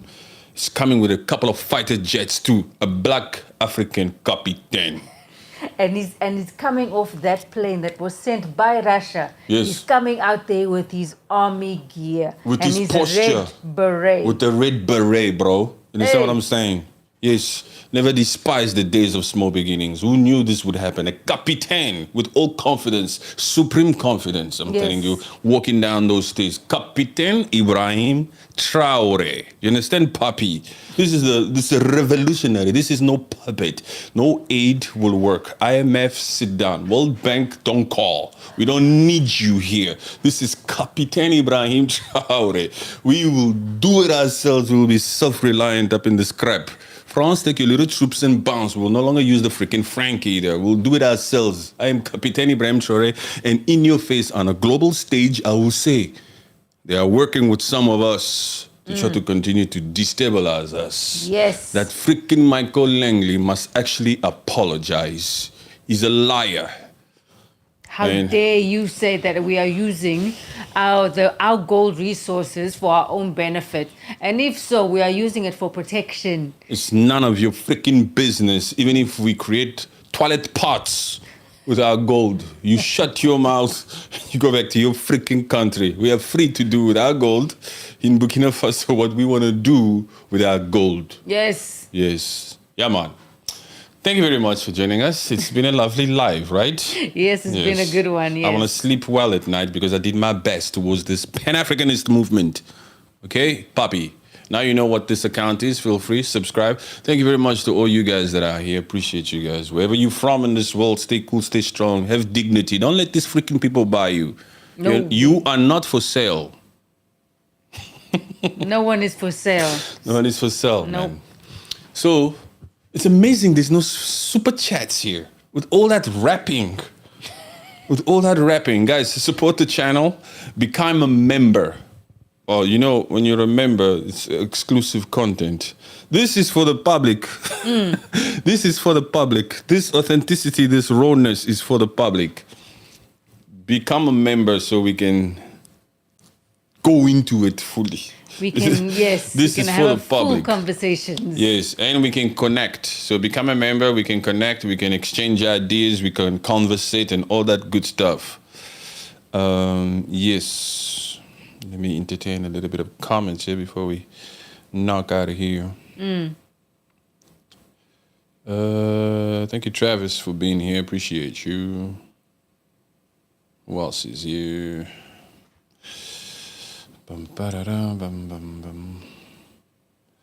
Like the live, guys. Thank you for double tapping. Thank you for liking. Thank you for liking. Thank you for liking. Appreciate you. Appreciate you. Appreciate you.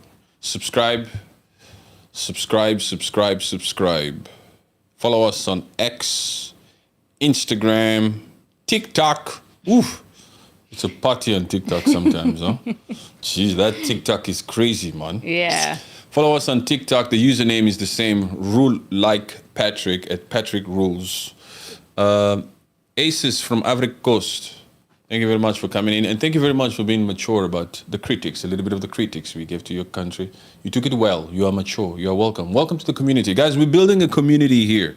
So become a member. Become a member. We can even exchange ideas while we conversate privately. Those are some of the perks of becoming a member. So become a member, join the community, and follow us on X too. Patrick Fowles. I like that, huh? Patrick Fowles, thanks. Yeah, Patrick Fowles, thanks. Thank you, Estes. Appreciate you, man. Appreciate you. How's about a little intro so I know what the community is about? Thank you. There's already an intro there, but it's not up to it's not once you subscribe.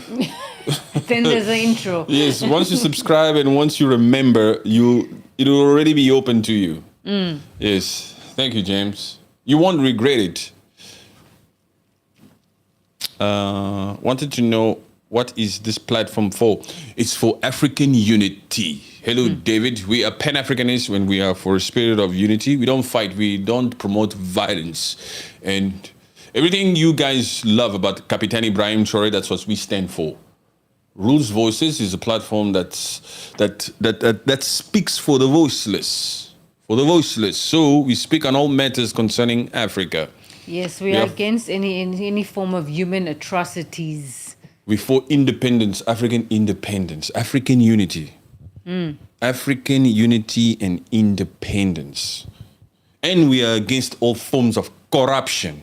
So we come out here and we call out all these freaking puppets that are out here stealing our money, our natural resources for their own good, bro. You know, David, you're welcome, David, you're welcome. Kenya, yeah, that puppet Ruto from Kenya. We call out all this freaking corruption that's happening here. Even in my Democratic Republic of Congo, we've been very vocal about the types of corruption that exist over there. We don't like it. Yes. And we unapologetic with this because we don't have time to beat around the bush. I've subscribed. Thank you, David. Appreciate you. Become a member now. Become a member. Would you call it corruption? There's a lot of corruption all over Africa. Hey, corruption is the foundation of the types of African countries we have here now. Yes, that's the foundation. Yes, that's the entire government of Africa. Every country in Africa is just corruption. Most of them. Except Burkina Faso right now. But you see, the countries we have here now. Yeah. The state that we have, the state of the countries, the reason why they are the way they are is because they have a strong foundation. Yes. You need a foundation for the shit that we have in Africa right now. You see all these shit countries that are here with no infrastructure, no education, no healthcare because of these freaking puppets. These countries have been able to attain such heights of poverty because of the great foundation that they have in the corruption that they have. So that's why we are against corruption. Yeah. Yes, they have a great freaking corrupt foundation. Yes. That's why they are like this. And Ibrahim Traore, Mali and Niger, they are fighting against that. We are fighting against that too. Yes. Yes, even you can fight against this freaking corruption. Just don't come out here and catch yourself respecting these puppets that have been out here for decades on these seats, like in Cameroon, in Equatorial Guinea, here and there, just stealing money while the people continue to be analyzed for freaking sicknesses that can be easily cured out here. Yeah. Subscribe, guys. Subscribe. We're giving you a chance to subscribe. Put subscribe in the chat if you've already subscribed. Kindly put subscribe in the chat if you've already subscribed. Make one flag for us. There is already, not that freaking flag of African Union. That's a fake African Union. That one. That African Union must be demolished completely. African Union is the gathering of all the corrupt puppets in Africa. That is a useless institution with no backbone. Thank you, Betty P. Taylor, for subscribing. Appreciate you. Who else has subscribed? Kindly subscribe. Somebody double or tap to screen. Somebody was liking when I was saying that African Union has no backbone. It's a corrupt institution. 60% of its money or its funding comes from the European Union. So it's only about a lapdog for the European Union. It does nothing for any African countries. It was one of the first freaking institutions to come out here and remove the membership of Burkina Faso from that useless institution of African Union. Yes. It's the gathering of all the puppets. A single puppet can cause a lot of freaking damage out here. Now just imagine a collection of them. No. And they're being paid at the same time. They are just they are just causing chaos in Africa. What about Angola? That Angola was very happy to be the mediator between Congo and Rwanda. You know, upwards of $40 million was allocated to Angola for Angola to handle these freaking talks. What did Angola do in this past 3 to 4 years as the mediator? It only but ate that money. That money just went into complete, I don't even know. That Angola, they come from the Dos Santos family. Before this particular Joan Lorenzo, before Lorenzo, it was the Dos Santos family with that daughter also. They've been eating the money of Angola for decades. That Dos Santos family. They built their wealth. Yo, the corruption that happens in Angola. And Angolans, they like to just lay low. They'll just be kizomba. You know what is kizomba? They just be dancing out here, partying in Cape Town. They just go out there and party all over the place. Anywho.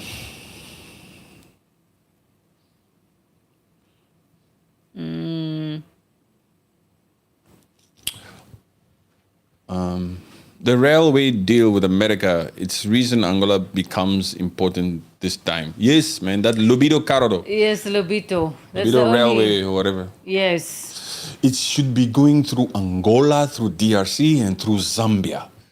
That Biden historic visit into Angola. What historic nonsense, man, that guy. Old man. Yo. They will do anything for money, Lens, the historic visit. The crazy part about that visit of Joe Biden into Angola because of that freaking corridor, that Lobito, it was the way they lined up all those puppets.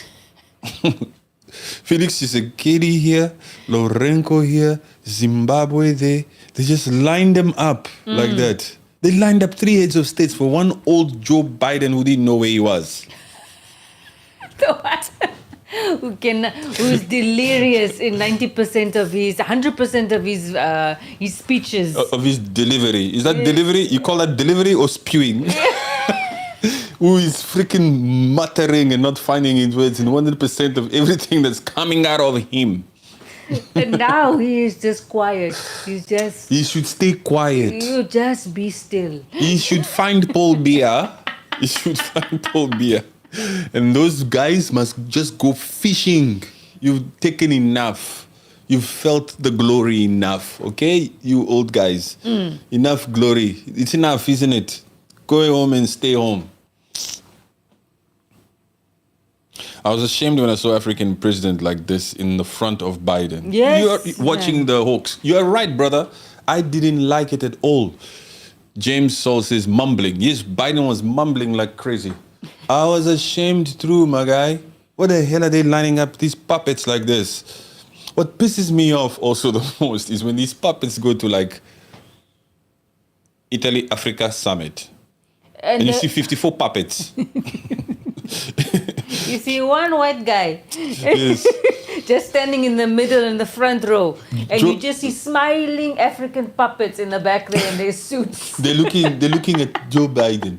Look, Joe Biden has got one of those famous pictures. It's like he turns around like this. You see all the puppets are there? It's like he turns around like this. And he insists. Yes. He tells the puppets, I don't know if he's telling them to be happy or some shit like that. He's just like I go, what the freaking hell is going on here? There's one guy down there. All you see is 54 black puppets. Black emphasis on the black puppets. Yeah. A white dude is standing there who doesn't know where he is. and 54 black puppets. This is, you have to call a spade a spade. It's a one white dude who's got Alzheimer's and he doesn't know where the freaking hell he is, and all he does is mumble all over the place. Yeah.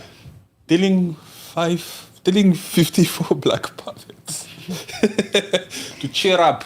Smile, guys. Cheer up. And we Pan-Africanists, we just like, Africa. Why are you allowing yourself to be ridiculed like this? That William Ruto used to sometimes say, it's not right That one leader calls every 54 of us to go there. But he's the first one here to be first in line. That was probably said in his campaigning days. But since he's in office, he's the first one on a flight, like you said. Yeah.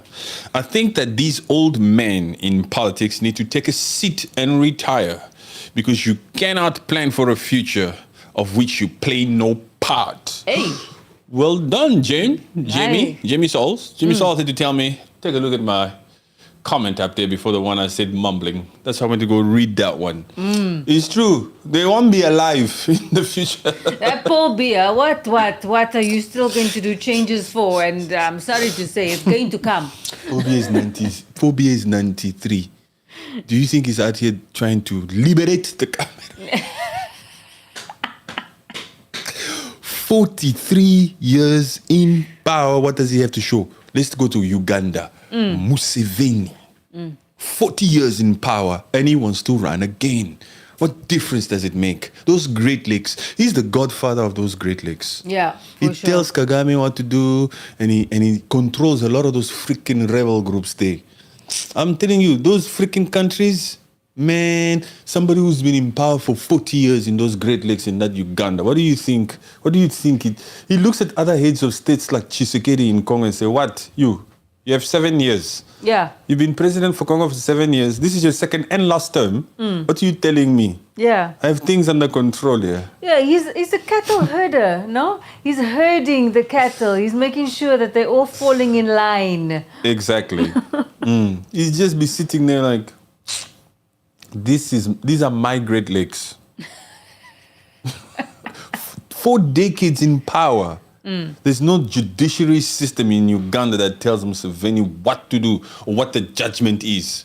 No freaking judiciary system in Uganda or in that freaking Kampala tells Museveni what the judge. You think Museveni sits sometimes, depending on any case, and he's hoping that this particular judgment will go this way. I hope these judges will rule in our favor. You must go to that Museveni administration. Ask there. Oh my gosh, that is crazy. Thank you very much. What is this shout out Niger? I don't know what that is. But my people, Jamie and everybody that was here, ignore Ganeri. Yes, I ignore him. Thank you very much for joining us, guys. Appreciate you very much. Until next time, subscribe and become a member. We appreciate your support very much. Thank you for taking the time to watch us, to be a part of it, for writing, for participating. We appreciate that. A lot of people are just watching, and there's nothing wrong with that. Yeah. Nothing wrong with that. Follow us on X, same username. Follow us on Instagram and TikTok. Okay, my people. God bless you and God bless Captain Ibrahim Traore. Yes, guys. Thank you so much. Much love and God bless. Later.